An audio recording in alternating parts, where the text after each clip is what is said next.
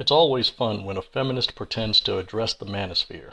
Not because the feminist will actually give men any kind of fair treatment or even tell the damn truth about what we think. They'll just build up a nice big straw man, knock it down, and then pat each other on the ass for what big strong women they are. In this case, the straw man today is big, orange, and occasionally bad. His name is also Donald Trump. Miss Magazine published The Danger of the Trumped Up Men's Rights Movement. Yes, the orange man is still bad. And what's more, he is now the godfather of the men's rights movement, according to Stephanie Russell Kraft, a professional journalist/propagandist. Let's get it on. The contemporary men's rights movement has roots in the men's liberation movement of the 1970s, which was not incompatible with feminism in that its members were chiefly interested in rewriting gender expectations. But by the 1980s, men's rights activists began to see themselves as explicitly anti-feminist. Instead of critiquing gender roles, they began to critique feminists, without whom everything would still be great, or so they believed. No mention of the fathers' rights movement that came before the so-called men's liberation movement, huh? You know, the fathers' rights movement that contested the then existing de jure maternal presumption known as the tender years doctrine. No? No? Okay then.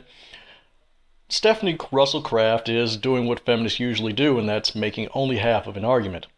What was going on in the 1980s with feminism that would spur men to become anti-feminist? Anyone? Bueller? Oh right, feminists were trying to revive the tender years doctrine, which had by then been overturned as a violation of the Equal Protection Clause of the 14th Amendment, by attempting to introduce the primary caretaker doctrine, which is just the tender years doctrine with the serial numbers filed off. And then there was that other small matter of feminists attempting to ban pornography under the flimsy pretext that porn, by its very existence, is violence against women as a class, a presumption as absurd as the suggestion that Friday the 13th is violence against teenagers. But feminists had pulled off the mask at that point and revealed that true and honest feminists didn't want equality with men, and they never did. They wanted superiority over men. Feminists wanted to take money out of men's pockets and then tell men what to do. Back to the article. In 1993, Warren Farrell became the father of today's movement with his bestseller, The Myth of Male Power, which argued that men are as oppressed as women, or even more so. By the 1990s, as women gained ground in education, employment, and political representation, it became easier to argue that the fight for women's equality was no longer needed. Continued calls for expanded women's rights could be cast as dangerous and overreaching because, as explains Kristen Anderson, psychologist and author of Modern Misogyny, if you assume the playing field is level, then any complaints about sexism is read as man-hating. I don't cotton to that word oppression because it's Gramscian Marxist horseshit. The better term, or rather terms, for men's relationship to society is utility and disposability, which is to say that men are simultaneously more useful to society because women generally don't go running into burning buildings to save people's lives, and they don't strap divers' helmets on to go into septic tanks.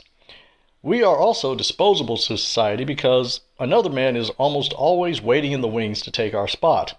And we are disposable sexually because one man can reproduce more offspring faster with multiple women than vice versa. And the so-called gains of women in education and employment and political representation, well, those occurred at gunpoint, under the threat of lawsuits, bad publicity, and government intervention.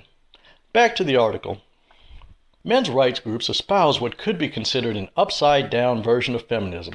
For example, they might be upset over gendered expectations that boys not show emotion, outdated notions of chivalry, or the fact that men typically receive shorter paternal leave, all targets of feminist critique, and use them as examples that women are secretly running the show. Oftentimes they recognize the problem but make dangerously wrong conclusions about who has real power. I love this attempt at alter casting, at flipping the script, because it gives the appearance of trying to understand the men's rights position. It pretends to have paid attention to what men are saying, but in fact, men's rights activists aren't saying these things. It's just more feminist garbage. They're putting words in other people's mouths. Gendered expectations that boys not show emotions. Oh, you lying, duplicitous sack of sh... Anyway, there are by now hundreds of garbage articles whining about women do emotional labor and it's not a woman's job to be a man's therapist. Okay, you asshole. Feminist whining about my emotional labor is just a woman's passive-aggressive, dishonest way of saying, fuck your feelings, which is a principle that I support because I have emotions of my own, and unless I decide to take your emotions on myself, I don't need yours. And as to who has the quote-unquote real power, that's an easy one to parse out. Women have no power in society, politically, economically, socially, that powerful men have not permitted them to have. Let me just say that one more time and really hurt some women's feelings. Women have no power that powerful men have not permitted them to have. Case in point, Miss Magazine. There would be no Miss Magazine if Gloria Steinem hadn't pillow-talked her then-boyfriend, real estate developer Mort Zuckerman, into giving her over $1 million to waste on her feminist propaganda magazine. Powerful men granted women custody over fathers out of a misplaced and unjustified sentiment towards women. Same with women in voting. The sentimentality of certain white men, particularly well-to-do white men, for women of their own class against the hordes of immigrants and Negroes who simply did not know their proper place in the world order. Hi, Woodrow Wilson, and fuck you. Back to the article. Today, the men's rights movement is a loose coalition of online communities, often called the Manosphere. There are different pockets, each with their own core identities. There are self-declared men's rights activists, MRAs, and pickup artists, PUAs, men going their own way, MGTOW, and involuntary celibates, incels. Why, yes, Stephanie, we in the Manosphere actually do have ideological diversity over here. And in my opinion, we all, MRAs, PUAs, MGTOW, and yes, even the lovesick incels, agree upon two premises, two very simple truths.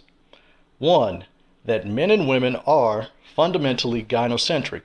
And two, men and women have fundamentally adverse interests to each other.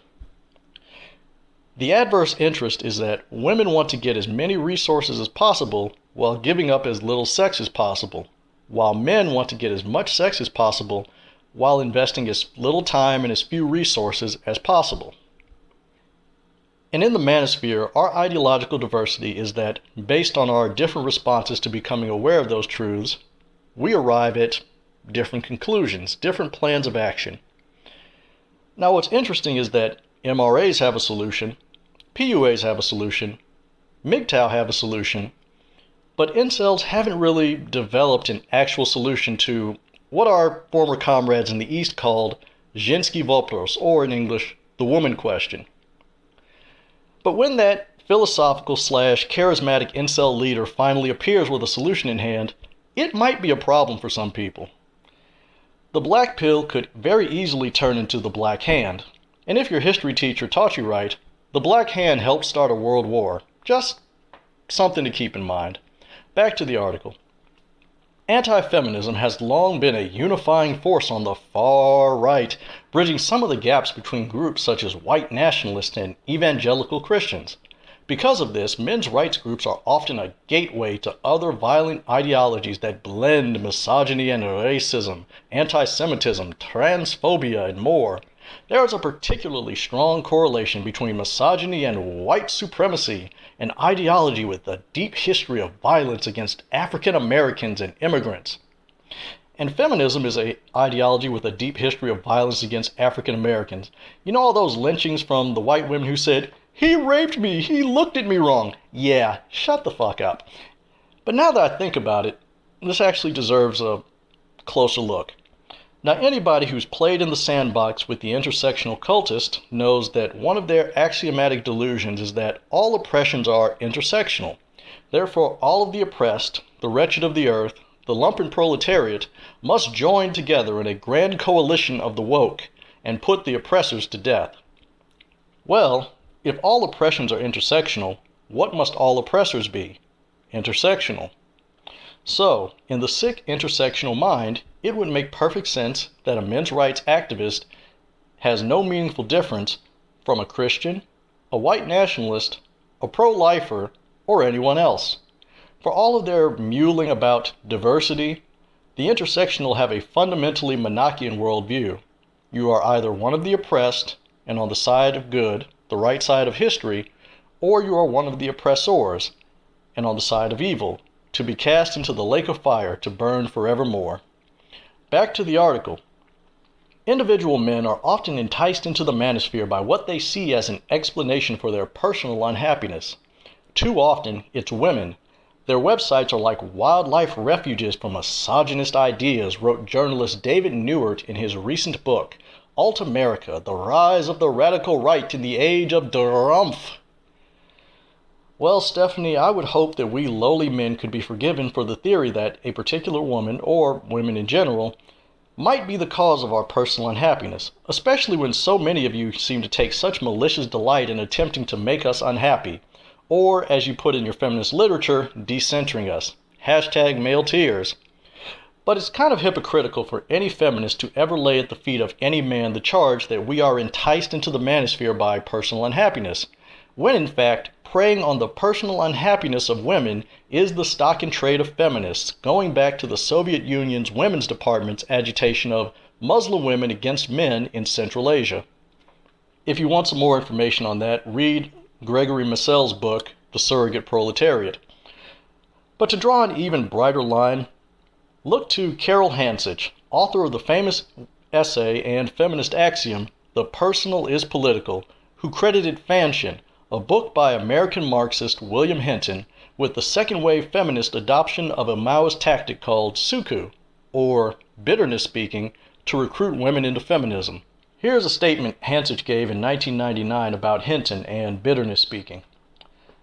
Quote, I'm sure that when the peasant women of Longbow held their speak bitterness meetings about their oppressors, they never dreamed that their method of struggle would help inspire women halfway round the world to do the same. And when Bill Hinton wrote about those meetings in his chapter on half of China in Fansion, I bet he never dreamed his report would be one of the several sparks that helped light the prairie fire of women's liberation in this country. But it did. We called that spark consciousness raising, adopted it to our own conditions, and it became the primary organizing tool of our movement, a radical weapon against male supremacy, as we put it. At our meetings in 1968 of New York Radical Women, the first women's liberation group in New York City, we used to hang a poster on the wall, made up by Kathy Sarachild, who turned us on to Fansion, and who was spearheading the development of feminist consciousness raising. It read, Tell it like it is, the Black Revolution. Speak pains to recall pains, the Chinese Revolution. Bitch, sisters, bitch, the final revolution. It was our way of acknowledging and uniting with those who taught and inspired us. It was also our response to those who called our meetings petty and unpolitical and group therapy. Like the peasants of Longbow, we spoke pains to recall pains, to examine our lives, to get at the truth of who was oppressing us and how, so we could better figure out what to do about it. We have had our share of revisionism in the women's liberation movement, and in certain circles what some women called consciousness raising was really psychological support and mutual aid in those groups. It lost its political edge. But I can assure you that political consciousness raising is still being used today by radical feminists to study our current situation, to plan and critique actions, to train organizers, and to raise consciousness generally. One of the most active groups in the country, Gainesville Women's Liberation in Florida, still uses it as their organizing cornerstone. End quote. So yeah, Stephanie, even if your accusation is true, then feminists are, by their own admission, every bit as guilty of what you claim as members of the Manosphere are. Oops. A handy rule of thumb when dealing with new leftists is that they are almost always guilty of what they accuse you of. Back to the article. The Manosphere drew national attention in 2014 with the killing spree of self-declared incel Elliot Rodger near the University of California, Santa Barbara, and Gamergate, in which male supremacists and members of the alt-right led a coordinated online harassment campaign against feminists in the gaming industry. And I always have to point out that the Supreme Gentleman killed more men than he did women. And Goobergate. Always lay fucking Goobergate with these idiots. Back to the article. These online communities involved in both incidents have since been recognized as dangerous and are now being tracked by both the Southern Poverty Law Center and some other bunch of assholes whose names I won't mention. In 2018, the SPLC for the first time classified male supremacy as a distinct ideology of hate, noting that, like white supremacy, male supremacy is driven by fear and anger at the loss of white male status. Ah, the Southern Poverty Law Center, headed by that glorified salesman Morris Dees. Well, not anymore. I guess he got expelled for some shenanigans. But Morris Dees actually defended the people who beat up the Freedom Riders. And not only that, he got a paycheck from the Ku Klux Klan for doing it. Okay then, yeah, I'll let the SPLC sit in moral condemnation of me. Get out of here. Back to the article. For many in the U.S., the 2016 presidential election burst the illusion of women's perceived equality. Trump's victory was a slap in the face to those who believed the country had moved past its openly racist and misogynist ways. Other voters saw the election as a defense against feminist excess. In Trump, men's rights activists found a man who was willing to fight their fight. Openly racist and misogynist ways. Gotta love that collective guilt, that tasty, tasty blood libel. And as for feminist excess, have there been no feminist excesses at all? Or is the orange man actually defending against feminist excesses? Oh, don't worry, I can answer that for you. Trump did do college men good service on the Title IX due process abomination. And he did men another good service on altering the Justice Department's operative definition of domestic violence to require actual acts of physical violence, rather than the prior definition which included not giving women money as domestic violence. Back to the article. Like Donald Trump and Brett Kavanaugh, the typical member of the Manosphere is a white heterosexual male. Wow, that's not racist or sexist at all. Some are younger men who feel alienated in the dating world. Some are older men who have gone through a divorce or difficult custody battle. Is there any other kind? Men's rights groups have traction because they appeal to individual men's feelings of disempowerment, according to Matthew N. Lyons, an independent researcher who studies right-wing movements. Oh, you rotten, scummy piece of shit. Okay. Alright, let's put this Brett Kavanaugh thing to bed real fast, since he's a supposedly typical member of the Manosphere. Now, Brett Kavanaugh was appointed in 2018 to the Supreme Court after having been falsely accused of sexual assault by a number of, let's just say, politically motivated women. He responded to these charges by getting on TV and blubbering about, "I've been so good to the women in my life." You fucking idiot. Anyway, following this stream of defamatory accusations and insinuations, he gets to hire 4 law clerks. And what do all 4 of these law clerks have in common? Here's a hint. Their names are Shannon Grimmell, Kim Jackson, Megan Lacey, and Sarah Nominson. Now, if you answered the question, vaginas, you would be correct, because that's the typical member of the Manosphere. You see, you get to give women highly prized jobs, you get to exclude men, and you get to put yourself in a similarly hazardous position to be falsely accused again. My God, feminists. That's just how weak their ideology is. That's how divorced from reality feminism is. If the Manosphere were actually what they claim it is, they wouldn't have to make up shit like this. They could actually stand on the truth. Back to the article. When these men are called out for their racism and misogyny, they feel victimized. According to psychologist Anderson, many men feel personally targeted whenever they are presented with a critique of male power or patriarchy. A criticism of sexism is a criticism of the man you are telling it to. So you can be talking about patriarchy and sexism that has nothing to do with him individually in that moment, and he sees it as an attack on him, she says. He can't understand the structural nature of sexism, that it's built into our institutions and our cultural practices. Yeah, built by who, you jackass? But you are right in part. Men can't understand the so-called structural nature of sexism because the argument of structural sexism is nonsense. Now, if you've taken statistics, you're familiar with the truism that correlation is not causation.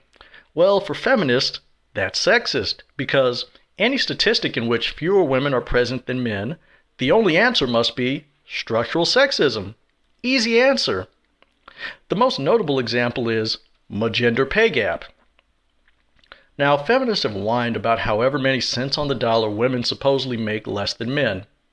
As a matter of logic, it's pretty damn stupid because if every woman worked for less than every man, there would be no men employed because payroll is one of the biggest expenses in running a business with employees. By the same measure that women earn less than men in the aggregate, women work fewer hours than men in the aggregate. And why should women be paid for time they didn't work in the aggregate? But once again, the answer is structural sexism because the invisible spirits of the air, and feminists never bothered to identify who's actually doing this, are telling women to not work as hard as men, to not put in the same hours as men, to have babies, to take time off of work, to take maternity leave, and so on and so forth. Structural sexism, patriarchy, and rape culture are nothing but sophistry. They are bare assertions, attached to flimsy evidence with no warrant or justification strong enough to ever link the conclusion to the so-called statistical evidence. Concluding the article, that's where the danger is. Men's rights groups paint any feminist activism as a full-scale attack on all men. Unlike Trump and Kavanaugh, most men's rights supporters don't hold national-level political positions. If such men can be cast as martyrs of a feminist power grab, it's not hard to make a regular Joe feel like one too. Well, Stephanie, a regular Joe is more likely to be on the back end of a feminist power grab with no way to protect his interests than a Donald Trump or a Brett Kavanaugh is. When a regular Joe runs afoul of feminism, there's usually no Republican Party, no MAGA loyalist, ready to take to the airwaves or to the twatter when a woman puts on a few crocodile tears for the police and says, "He hit me!" Then that man gets to go to jail, lose his job, and has to sleep on a friend's couch because she was mad at him about something else that he did, unrelated to the phony claims of hitting her. As for martyrs, well, shit. Let's talk about Brian Banks. Let's talk about the Central Park Five. Let's talk about David Doherty. Let's talk about Archie Williams, or Malcolm Alexander, or John Cunco, or Mark Denny, or Timothy Bridges, or Anthony Wright. Guess what they have in common? They are all men. Men who lost years or sometimes decades of their lives because some woman said, "He raped me," and other men who are not in national level political positions. They're in local level political positions where the real fun happens. That gynocentric bias that I mentioned before kicks in, and they go and hashtag believe all women. They knuckle under to the feminist activism, and then innocent men get to go to prison. Feminism is not a danger to powerful men. Feminism is, and has always been, a tool in the hands of powerful men against the ordinary man, against the regular Joe. Feminism was a tool of powerful white men against black men in the early 20th century. Feminism was a tool of the Bolsheviks against the Kazakhs and Turkmen of Central Asia. Feminism was a tool of social engineers at the Ford and Rockefeller Foundations against the American nuclear family. And now, feminism is a tool in the hands of the UN, which seeks to establish its global hegemony over regular Joes under the auspices of women's rights.